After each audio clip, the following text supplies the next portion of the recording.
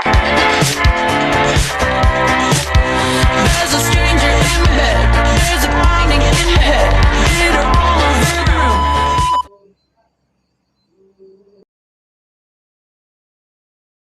Tema kita saat ini tentang ketahanan iman di tengah pergumulan hidup. Ada ibu-ibu yang dikasihi Tuhan, tentu tema ini memiliki tujuan kita yang namanya pergumulan hidup. Pasti kita masing-masing tentang bagaimana sih ketika kita menghadapi pergumulan hidup. Kita akan membagikan pergumulan apa sih yang paling menguji iman. Terima kasih atas waktu dan kesempatan yang diberikan kepada saya. Saya mohon maaf sekali lagi kepada adik-adik mahasiswa dan teman-teman ibu di sini. Semoga tahu bahwa saya sebenarnya bukan jemaat di sini, tapi kami satu jemaat khusus. Baik, atas kesempatan ini saya sampaikan begini yang paling pahit di dalam kehidupan saya. Ketika kita menjadi seorang ibu dan ketika anak menjadi dewasa, ketika ditanya dari ibu, anak kamu kenapa? Dijawab betul.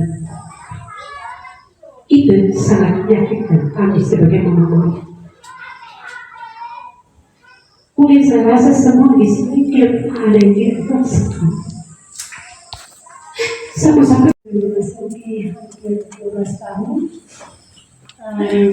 saya merasakan bahwa begitu besar penyertaan Tuhan dan Tuhan sudah mengabulkan apa yang menjadi permohonan saya, yaitu pernikahan. Tanggal 15 November yang lalu, September yang lalu, rumah tangga saya sudah diberkati. Anak-anak saya juga sudah dimetraikan menjadi anak-anak Kristen, dan rumah tangga saya sudah menjadi rumah tangga Kristen. Pertama-tama di tahun kemarin bulan Mei itu saya sangat dilematis karena di sisi lain dunia pekerjaan menuntut kami harus standby. Apapun kondisinya kami harus siap. Kunjungan menteri yang kedua kena hari Minggu. Di cabang Kadumana waktu itu ada perjamuan. Terus kunjungan menteri itu di DGS Praitau. Mengenai pengalaman hidup yang sudah dibagikan oleh teman-teman tadi, ada yang merasa itu menyentuh atau mau disampaikan, bisa disampaikan. Nama yang dikasih oleh Tuhan Yesus Kristus, kami berkati dari kedua ibu sebelah kiri saya, yaitu adik saya, Linda, yang sangat luar biasa. Ketika di mana Mama Linda tadi mengatakan ketika anak saya sekolah, itu pasti ukur-ukurnya panas. Ketika anak pertama belum selesai minta uang, dan yang kedua minta uang, ya. Itu yang sangat luar biasa kan. Ketika kita bersyukur dengan apa yang kita ada, walaupun kita tidak pernah punya, walaupun kita utang di koperasi, tapi Tuhan itu menunjukkan jalan. Semakin tingkat dengan iman kita. Ketika kita diuji dengan dari sikap anak, pasti iman kita semakin tinggi. Karena ketika kita dikasih yang enak-enak saja, kita tidak menganggap bahwa Tuhan itu ada. Itu menurut saya. Salam untuk kita semua. Jadi saya ingin merefleksikan dari pengalaman tadi yang sudah saya bagikan, dan judulnya tadi adalah iman. Ya. Jadi refleksi dari saya untuk adik-adik mahasiswa dan teman-teman konfer, mungkin adanya ketua konfer dari pusat saat ini. Terima kasih sudah hadir bersama kami di Kadumana. Jadi refleksi saya masa lalu, masa kini, atau masa yang akan datang, yakinlah dan percayalah bahwa semuanya berada dalam rancangan Tuhan. Yang terima kasih. Shalom untuk kita semua. Ini luar biasa juga kasih Tuhan, karena ketika adik-adik ada di sini, kepala rumah tangga dia di rumah, saya sadar cepat-cepat saya kan.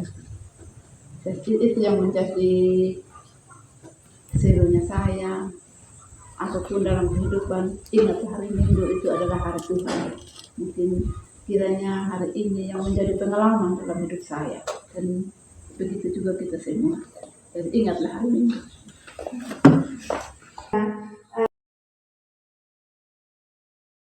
Mungkin jika ada mama-mama di sini yang merasa ketika ada dalam pergumulan terus menemukan ayat-ayat yang menjadi pegangan, kita bisa berbagi bersama-sama agar ayat-ayat itu juga nanti bisa memberikan kekuatan bagi teman-teman kita yang lain.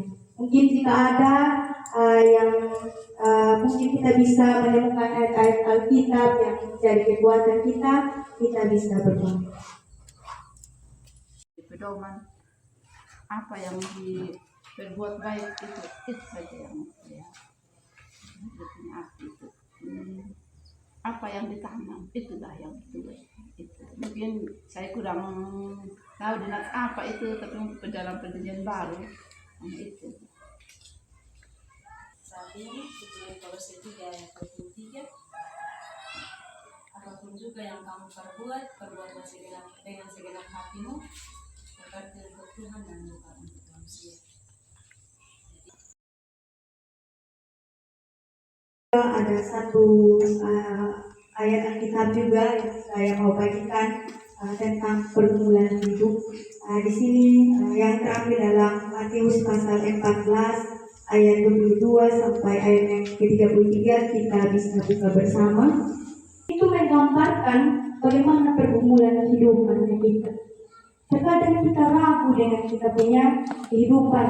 Terkadang kita bingung kita harus mau buat apa. Terkadang kita bingung kemana kita pergi. Ketika kita bergumul tentang anak-anak kita, biaya kuliah anak kita, biaya sekolah anak kita bingung kita harus lari kemana untuk mencari jawaban, untuk mencari biaya untuk mereka.